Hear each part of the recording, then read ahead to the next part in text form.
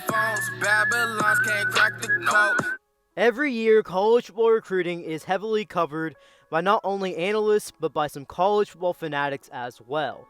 And there's always a common theme every year. You can expect some craziness. Whether a player decommits 1, 2 times, maybe even 3 times, commits to a school that nobody expected, or even commits to a school because they have the best NIL deal, and he's going to be making millions right when he steps on campus.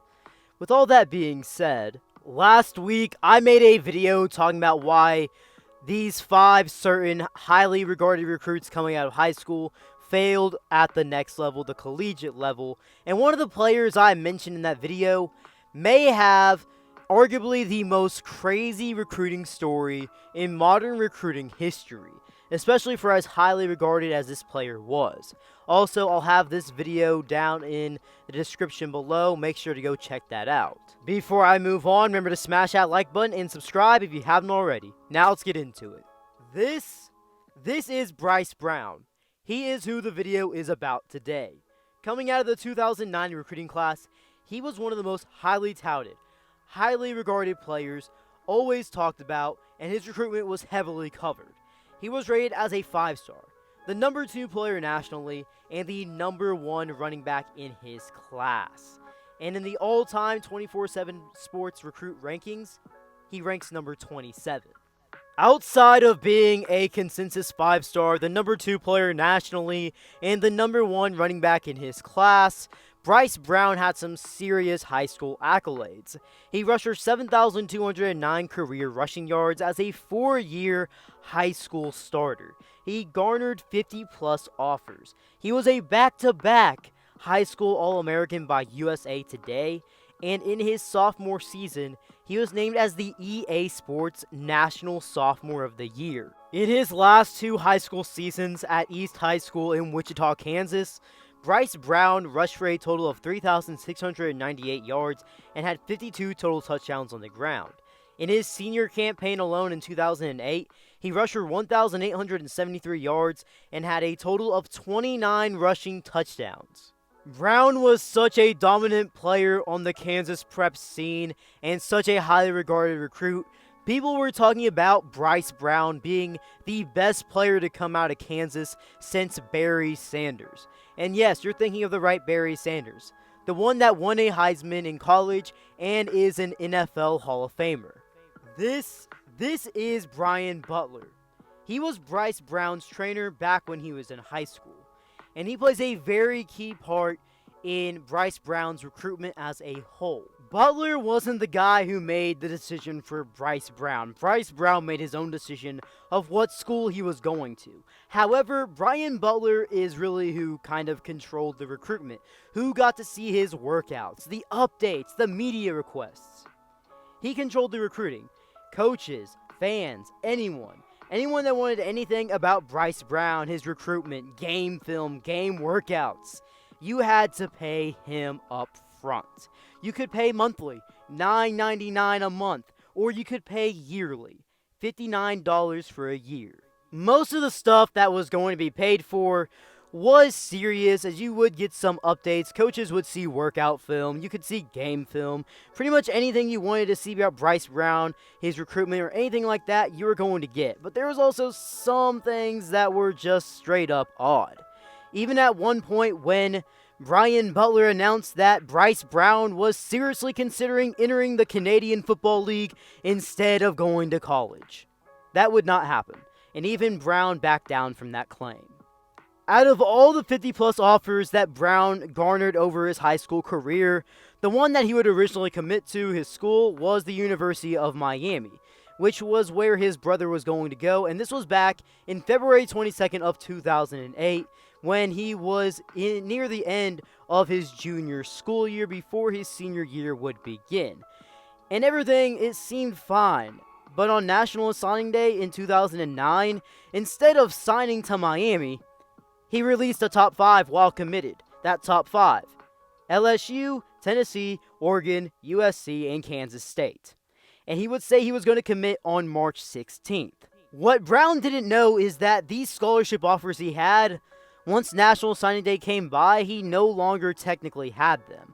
And Miami was not going to reissue a national letter of intent after he made that top 5 announcement, despite being committed and going to sign on March 16th. They were not going to do that, so he was scratched off the class for Miami, and he was no longer going to be a Hurricane. After all of this, he would end up taking some more visits, and eventually on March 16th of 2009, he would commit and sign to Tennessee. Bringing it back to Butler just before I talk about Brown's college career, you remember how I mentioned earlier how Butler charged people for updates, coverage, all the works about Brown for $9.99 a month or $59 a year? Well, the NCAA conducted an investigation before we ever got to see Brown play a game on the collegiate level, because this may have not made him an amateur, and you have to be an amateur for the NCAA still, and even back then. It would all get cleared up, however, and he was able to play in his freshman campaign just on time. Going into his freshman campaign at Tennessee, Brown was heavily hyped up and expected to be an immediate contributor. And that he was. He was the second string running back for Tennessee behind Montero Hardesty, and he would ultimately end up having a pretty good season as a backup. He rushed the ball for a total of 460 yards, averaging 4.6 yards a carry, along with 3 rushing touchdowns and 1 receiving touchdown. He was expected to be the guy after the 2009 season and was expected to be the future of this Tennessee offense in the backfield. However, this would not happen. Bryce Brown would only play 1 season at Tennessee. In that 2010 college football offseason, Lane Kiffin left Tennessee for USC. And ultimately, people thought he was going to stay at Tennessee because he would have a bright future at that running back position. But his older brother, Arthur, transferred from Miami to Kansas State. And later on, he would also transfer to Kansas State to join him. Because of the transfer rules, Brown had to sit out the entirety of the 2010 season. And in 2011 for K-State, he appeared in 2 games before leaving the team for good. And in those 2 games, he rushed for 16 yards, averaging 5.3 yards on 3 carries. Bryce Brown, at the end of the 2011 college football season, would announce he would declare for the 2012 NFL Draft. Brown would finish his college career only appearing in 14 games as a backup running back, rushing for a total amount of 476 yards and 3 rushing touchdowns. Because of being a backup running back in college and just some of the things that went on with him overall, his high school recruitment possibly, and just everything that went on during college, Bryce Brown was not projected to be a player that got drafted in 2012. However, he would get drafted in the 7th round, the 229th overall pick by the Philadelphia Eagles. Now you may be wondering, how did he get drafted after that college career? Brown wasn't invited to the NFL Combine, but just like anyone that's going to the NFL or going to attempt to go to the NFL, they have a pro day. And at his pro day, Brown absolutely ate up. He measured in at 5'11", 223 pounds. That's a pretty big running back. He ran a 4.48 40-yard dash, had a 34-inch vertical jump, a 9' 9 inches broad jump, and he repped bench press 22 times. This was good enough for him to be picked in the 7th round. I will say, for someone that was a 7th round pick and only played in 14 games during his college career, rushing for less than 500 yards in said career, he had a pretty decent NFL career compared to his college one. He would play in the NFL for a total of 4 years. He was a backup running back. He played in a total of 42 games, starting in 7 of them.